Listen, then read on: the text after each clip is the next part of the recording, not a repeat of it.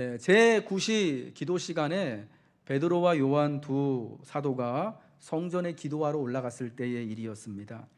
그날 성전의 미문이라고 하는 곳에서 또 작은 그러나 매우 유의미한 소동이 하나가 일어났습니다. 어떤 사람이요, 성전 미문을 통해서 성전 안으로 뛰어 들어와서 걷기도 하고 뛰기도 하며 기뻐하며 하나님을 막 찬양하는 것입니다. 여러분, 옛날에 그 이스라엘에 있었던, 예루살렘에 있었던 성전은 오늘날로 하면은 교회당이라고 할 수 있는데요. 여러분, 우리가 거룩한 주일날 11시 예배를 앞두고 어떤 사람이 막 들어와 가지고 교회당을 막 활보하면서 소리 지르고 노래하고 막 한다면은, 여러분, 그 모습을 보는 심정이 어떻겠습니까? 저 사람이 무슨 일이 있나? 뭐 잘못 먹었나? 왜 예배당 와가지고 저렇게 소란스럽게 저러고 있나? 하는 그런 마음이 들 거예요. 여러분, 그때도 그러한 소동이 일어났는데요. 그날 그 소동을 봤던 성전에 있던 사람들이요, 깜짝 놀랐던 것이 뭐냐면, 그 예배당에 들어와서, 성전에 들어와서 걷기도 하고 뛰기도 하면서 소리 지르며 하나님을 찬양했던 그 소동을 일으켰던 그 사람이 누구냐면은, 언제나 성전의 미문이라고 하는 곳, 미문이라는 것은 그 문의 이름인데요, 뷰티풀 게이트예요.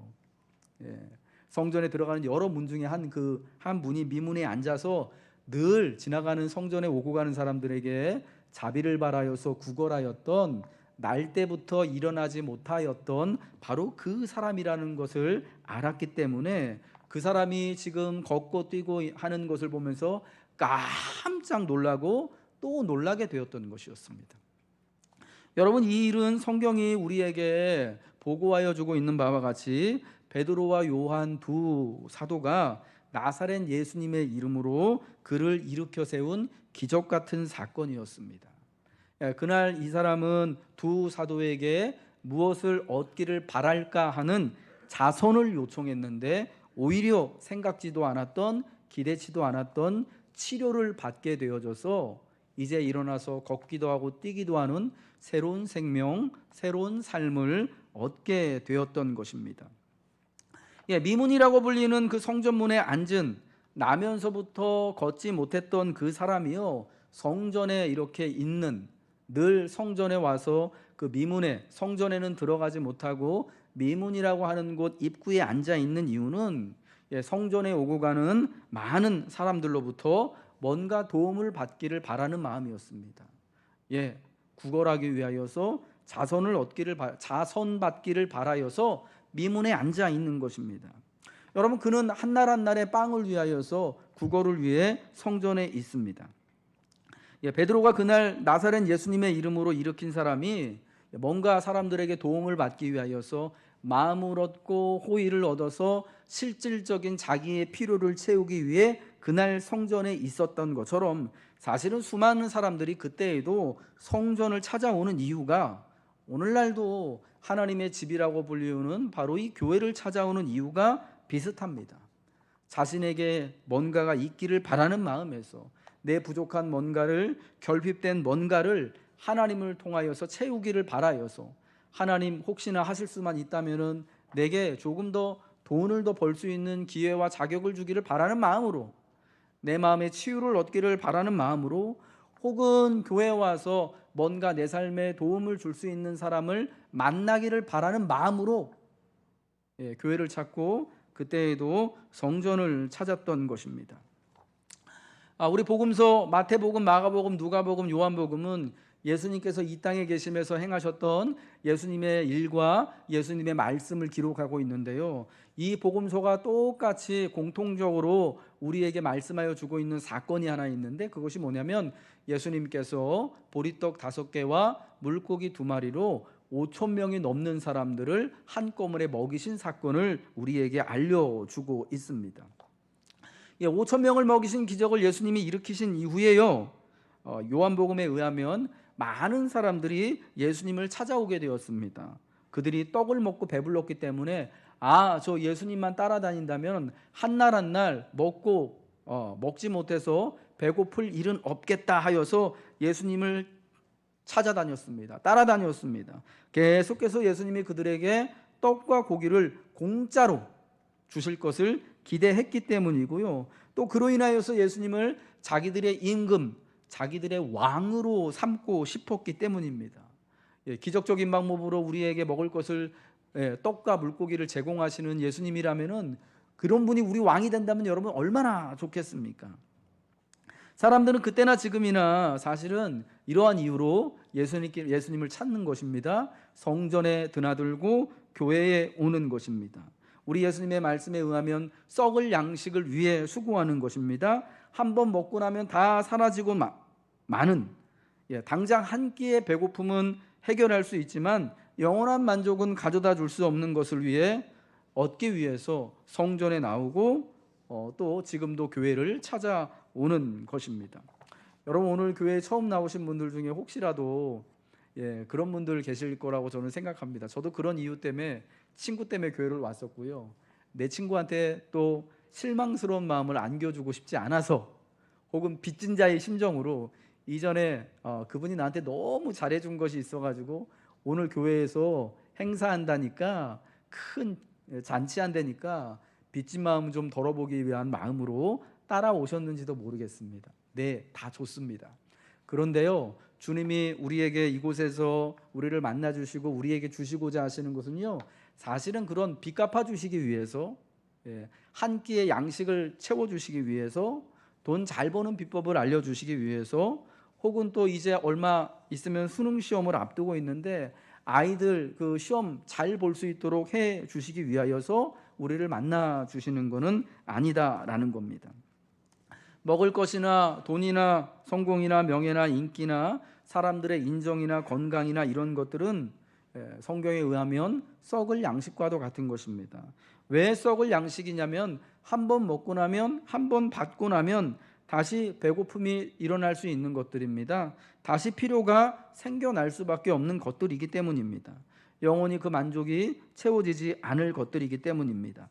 계속해서 갈증과 필요가 생겨날 수밖에 없는 것들입니다.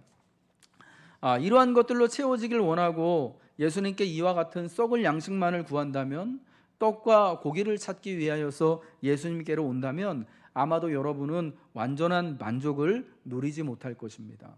물론 그날 예수님께서 5천 명을 먹이셨던 것처럼 지금도 우리 예수 믿는 사람들은 오늘과 같은 추수감사 주일을 맞이하면 그와 같은 고백을 합니다. 지금까지 올 1년의 삶도 봄과 여름과 이제 이 가을을 거쳐서 우리 예수님의 도와주시는 은혜로 내가 먹고 살았다. 예수님이 먹고 살게 해주셨다라고 고백을 합니다. 그러나 단지 그것만을 위한다면 우리는 만족할 수 없게 될 것입니다. 왜냐하면 그러한 것들은 구하고 찾아도 받지도 찾을 수도 없을 것이기 때문입니다. 왜냐? 예수님이 정말 우리에게 주시고자 하는 것은 썩어질 양식이 아니라 썩지 않을 양식이기 때문입니다. 사라질 것이 아닌 영원한 것, 우리가 한번 받으면 결단코 빼앗기지 않을 것을 주시기 원하기 때문에 썩을 양식을 얻는 것을, 썩을 양식을 구하는 자는 주님 안에서 온전한 만족을 누릴 수 없는 것이죠. 오늘 이 성경의 미문에 앉아 있었던 안전뱅이는 오늘의 양식을 위하여서 사람들에게 자손을 구하는 것이었죠. 아마 오늘 이 사건이 없었다면 그 다음 날도 그 자리에서 언제나 그랬던 것처럼 앉아서 사람들에게 머리를 조아리고 자손을 구해야 했을 것입니다. 계속해서 성전에 앉아 있어야만 하는 것이 썩어질 양식을 위해 구하는 사람의 실존인 것입니다. 오늘 필요한 만큼을 얻었다고 해서 내일 한 날 쉴 수가 있는 게 아니에요. 그 다음 날도 또 나오고 그 다음 날도 또 나와야 하는 것이죠. 돈도 명예도 지위도 곧 사라지는 것들입니다. 그러나 베드로와 요한 사도가 그랬던 것처럼 썩어질 은과 금은 없지만 내게 있는 것으로 내게 주노니, 곧 나사렛 예수의 이름으로 일어나 걸으라 할 때 예수의 이름으로 영원한 썩어지지 아니할 생명과 은혜가 들어가게 될 때 이 나면서부터 걷지 못했던 사람이 마침내 일어나게 되고 걷기도 하고 뛰기도 하며 그가 한 번 들어가 보지 못했던 성전의 문을 열고 하나님의 거룩한 성전으로 들어가는 정말 놀랍고 신비한 기적 같은 일을 누리게 된 것입니다.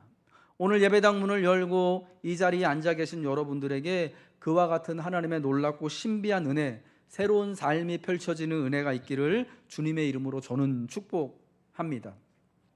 여러분, 이 성전 미문에 앉아있던 이 날 때부터 앉은뱅이였던 사람은요 늘 성전 가까이에 있는 것처럼 보입니다. 그 사람의 직업이 성전 미문에 앉아서 자선하는 거였습니다. 저와 같은 목사는요 직업이 목사라서 언제나 예배당에 있습니다. 언제나 교회에 있습니다. 기도하고 예배하는 게 일이죠. 그런 것처럼 이 사람도 언제나 하나님의 집인 성전에 있는 것이 그 사람 일인 것 같습니다만은 되게 큰 차이점이 있습니다. 뭐냐면 이 사람은 일어나지를 못하는 사람이라서 미문에 앉아는 있지만 성전 안으로 들어가지는 못해요. 제 발로. 더군다나 옛적에 그 예루살렘에 있던 성전이라는 곳은요 이와 같은 일어나지 못하는, 죄송합니다, 장애우들이나 뭔가 좀 이게 좀 문제가 있거나 자격이 좀 미달됐다라고 생각하는 사람들은요 성전 안으로 들어가지를 못했어요. 성전 입구에서 요즘 애들 말로 입구 컷을 당하는 거예요. 아마 들어갈 시도도 못했을 것입니다. 성전 미문에 앉아서 이렇게 머리를 조아리면서 지나가는 사람들한테 이 구걸을 하면서 아마 힐끗힐끗 사람들이 들어가는 성전 그 미문 안에 있는 성전을 바라보았겠죠. 자신은 들어가고 싶어도 들어갈 수 없는 저 하나님의 집, 저기 가면 하나님을 만나 뵈올 수 있을 것 같은데, 저기 가면 마음의 평안과 양식을 누릴 수 있을 것 같은데, 하나님이 주시는 생명을 누릴 것 같고, 저기 들어가는 것이 하나님의 생명에 표되는 것 같은데 자기는 들어갈 수가 없어요. 얼마나 괴롭고 어려웠겠습니까? 그러나 그날 베드로와 요한 사도를 만남으로 예수의 이름으로 인하여서 일어나게 되는 기적을 맛보므로 한 번도 지금까지 들어가 보지 못했던, 어쩌면 마음속으로 그렇게 사모하고 있었던 새로운 삶으로 하나님의 집 안으로 들어가서 새로운 삶을 누리게 되었던 것이죠. 새로운 존재가 되었던 것이죠. 저는 오늘 이 예배당 안에 들어온 여러분 모두가, 우리 교회 마당 안에 들어온 우리 모두가 다 이제 이 성전 안에 들어온 바로 그때에 이 일어나지 못하였던, 그러나 기적을 맛보았던 이 사람과 같이 하나님의 집 안으로 들어와서 이제 나도 하나님의 백성임을 기쁨으로 선포하고 기쁨으로 누리시길 주님의 이름으로 축복합니다. 여러분, 그때도 예수님이 성전에 계신 이유, 오늘날도 하나님께서 바로 하나님의 집이라고 불리는 교회에 계신 이유가 이와 같다라고 생각합니다. 예수님을 만나길 원하는 백성들과 만나시기 위하여서, 예수님의 영원한 것을 우리에게 나누어 주시기 위하여서 하나님은 그때에도 성전에 계시고 오늘날 바로 하나님의 집인 이 예배당에, 이 교회에 주님이 찾아오시는 줄 믿으시기 바랍니다. 은과 금은 아니지만 주님께 있는 것을 성전에 올라오는 이들에게, 교회를 하나님의 집으로 알고 찾아오는 이들에게 주님은 나눠주시기 위하여서 오늘 이 자리에 계시는 것입니다. 그것은 나사렛 예수의 이름으로 우리에게 값없이 허락하시는 하나님의 은혜입니다. 값이 없다라고 하는 것이요, 무가치하다라는 것이 아니라 가치를 매길 수 없을 만큼의 매우 소중하고 귀하다라는 거예요. 베드로가 가지고 있는 것은 예수님의 이름입니다. 그분의 교회가 가진 건 역시 마찬가지로 바로 이 교회의 주인이신 예수님의 이름입니다. 예수님께서 주시고자 하는 것은 썩을 양식이 아니라 썩어지지 아니하고 영원하도록 있는 양식, 예수의 이름으로 우리가 새 생명을 얻게 되어지는 것이죠. 우리가 지난 한 주간 특밤 기도회를 하면서 룻기의 말씀을 함께 살펴보았습니다.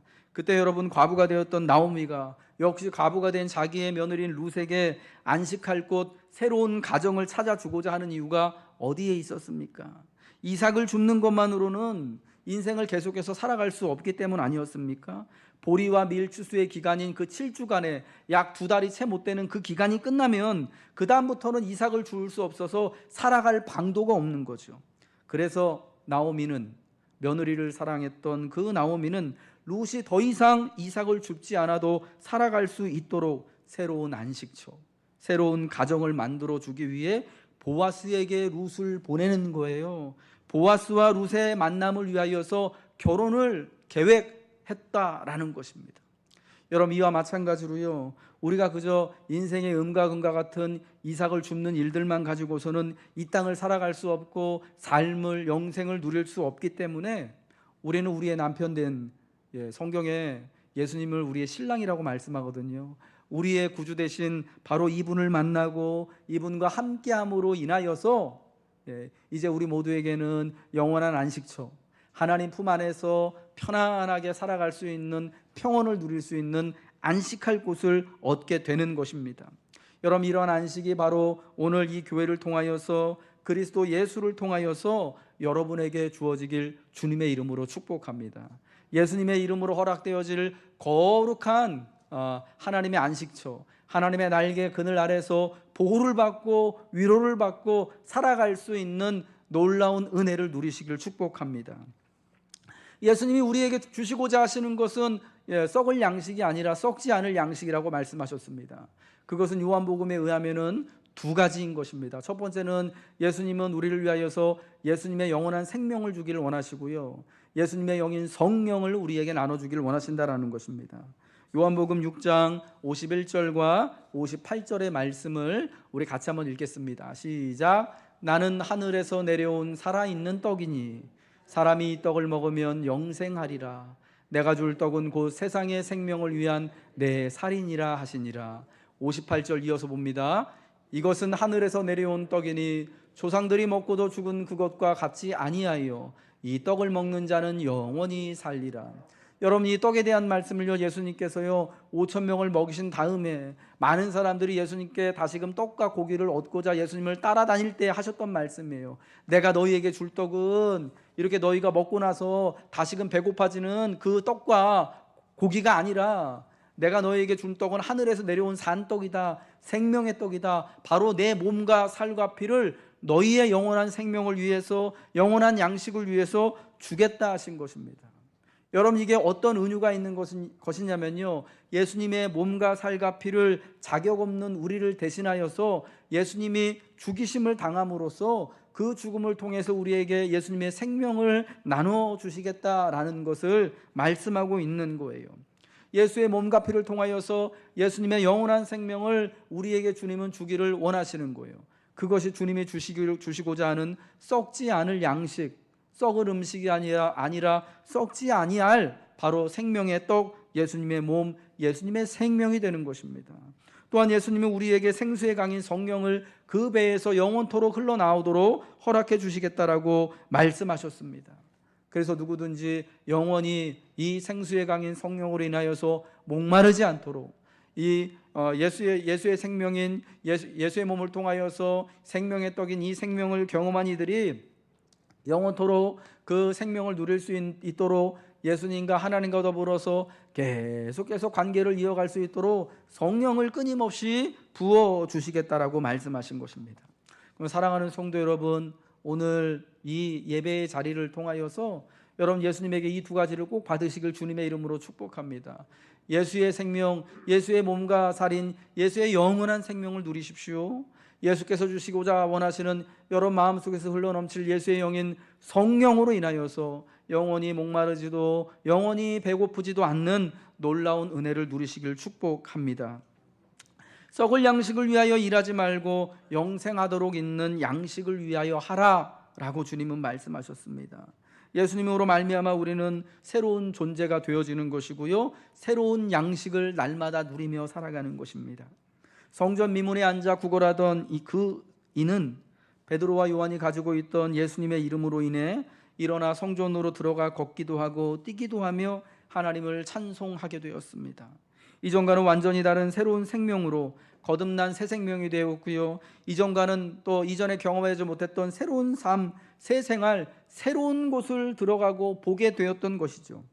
더 이상 그는 썩을 양식을 위해 구걸하지 않아도 되는 것입니다. 더 이상 그 다음 날부터 사람들이 오고 다니는 그 성전 미문에 앉아서 머리를 조아리고 구걸하지 않아도 되는 것입니다. 영생하도록 있는 양식을 그리스도 예수의 이름으로 맛보았기 때문이죠. 여러분, 우리는 교회에 그저 한 끼밖에 되지 않는 떡을 함께 먹기 위해 온 것이 아닙니다. 이따 예배를 다 마치고 나시면 오늘 추수감사주일이라서 떡을 나눠 드릴 거예요. 여러분, 그 떡은 그저 또 오늘 교회에서 함께 애찬을 나누기 위한 그 식사는요, 그저 여러분 아무리 잘 먹어도요 한 끼밖에 되지 않을 것입니다. 오늘 식사를 교회에서 잘했다고 해서 내일 혹시 저녁은 안 먹을 수 있어요. 그렇죠. 배가 불러서. 그렇다고 내일 아침 점심을 거르고 우리가 살아갈 수 있는 건 아니지 않습니까? 예, 그러나 여러분, 우리가 나누기를 원하는 이 예배와 그 한 덩어리의 떡과 애찬과 이 모든 것을 통하여서 함께 정말 나누기를 바라는 것은 썩지 않을 양식인 예수 그리스도의 생명과 예수 그리스도의 성령이라는 것입니다. 우리는 이 자리에 곧 사라질 것과 같은 돈과 명예와 지위와 인기를 얻기 위해서, 사람들의 인정을 받기 위해서, 저 사람 마음을 좀 편하게 해주기 위해서 그냥 나온 것이 아닙니다. 애초에 주님이 교회를 통해 주시고자 하는 것은 이 세상에 썩어질 양식과 같은 것들이 아닙니다. 주님이 주시고자 하는 것은 예수님의 이름의 권세입니다. 예수님의 몸과 살과 피로 대변되는 생명이며 영원한 생명입니다. 예수님의 영인 성령을 우리 마음속에 허락하셔서 끊어진 하나님과의 관계를 잇고 그 속에서 영원하도록 솟아나는 생수를 마음껏 마시게 하시기 위해 예수님은 오늘 우리를 이 교회로 부르신 줄 믿습니다. 예수님이 우리에게 그러므로 허락하여 주시는 것은 새로운 가정입니다. 홈이라고요. 하나님이 우리의 아빠 되시고 우리는 그분의 자녀가 되어서 서로가 서로에게 형제가 되어지고 자매가 되어지는 새로운 가정을 허락하여 주시는 것입니다. 우리에게 주시고자 하시는 것에는 먹고 마시는 것에 대한 그림이 있잖아요. 생명의 산떡을 주겠다. 너희 배에서 영원토록 목마르지 아니하는 생수가 흘러넘치게 하겠다. 주님이 주시고자 하시는 것은요, 먹는 것과 마시는 것에 대한 상징이 있습니다. 여러분은 누구와 함께 먹고 마시십니까? 가장 가까운 사람들과 함께 먹고 마시지 않습니까? 사랑하는 가족과 함께 식탁을 나누고 사랑하는 친구와 또 지인들과 함께 우리는 먹고 마시지 않습니까? 예수님의 몸을 먹고 예수님의 피를 마신다라는 것은 이제 예수님께서 그분에게 찾아오는 모든 자들과 함께 하나의 새로운 가정, 하나님께서 아버지가 되시는 신령한 가정을 우리를 위해 마련하신다라는 것이며, 바로 그 가정의 식탁에서 하나님과 더불어 영원토록 먹고 마시며 살아가며 자녀를 돌보듯 하나님이 우리를 돌보시겠다라는 것입니다. 여러분, 우리는 그러한 상징과 그러한 또 장래의 이런 영원한 또 그런 식탁을 기념하여서 오늘 함께 떡도 나누고 함께 애찬도 나누게 될 것입니다. 그런 면에서 예수님께서 자신의 몸을 내어주심으로 주시고자 하는 것은요, 우리를 위한 하늘의 새롭고 신령한 가정이 되는 것입니다. 우리는 그 가정의 식탁에서 언제든지 우리 주님으로 인하여 충분할 만큼의 사랑과 은혜를 공급받게 될 것입니다. 그것은 누구에게도 부족함이 없는 것이 될 것입니다. 누구에게나 다 영원토록 만족할 만한 은혜의 것이 될 것입니다. 하나님의 백성이 되기로 결단할 때, 그리하여 하나님의 날개 그늘 아래 보호를 받기를 원하여서 또 하나님의 집을 찾아오는 모든 이들에게 하나님은 그분의 자녀가 되는 은혜를 허락하여 주실 것이고, 친히 하나님이 바로 이 교회를 통하여서 여러분에게 안식할 곳, 언제나 이 험한 세상 가운데서 보호받을 수 있는 피난처와 같은 곳을 제공하여 주실 것입니다. 예수님으로 말미암아 여러분을 지으시고 긍휼히 여기시고 돌보시기 원하시는 하나님 아버지와 영원하고 온전한 이 사랑의 관계를 맺으시면 좋겠습니다. 예수를 믿음으로 영원히 배부르며 영원히 목마르지 아니한 새롭고 신비한 은혜를 누리시길 우리 예수님의 이름으로 축복합니다.